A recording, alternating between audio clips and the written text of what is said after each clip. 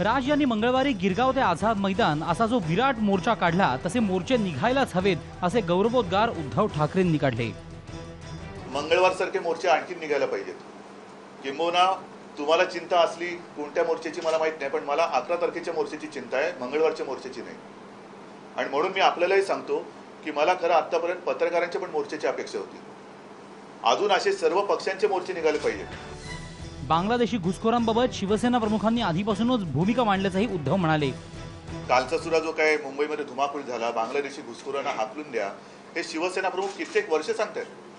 आसाममध्ये आता जो सगळा आगडोंब उसळलेला आहे हा आसाम पुरता मर्यादित नाही राहिला, हा मुंबईमध्ये सुद्धा त्याचं लोण पोचलेलं आहे, उत्तर प्रदेशमध्ये पोचलेलं आहे।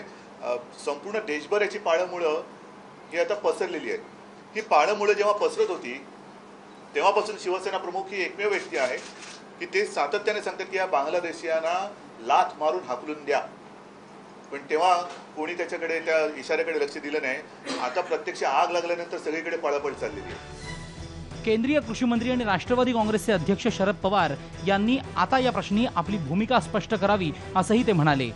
पवारांनी सुद्धा स्पष्ट भूमिका घेतली पाहिजे। का त्याने आतापर्यंत याच्यावरती एक अक्षर बोलले नाहीत?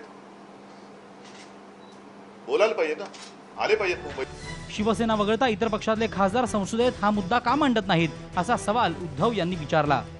तर मुंबईकरांनी निवडून दिलेले खासदार या विषयात संसदेत गप्प का, किंबहुना त्यांनी मुंबईकरांची बाजू मांडली का?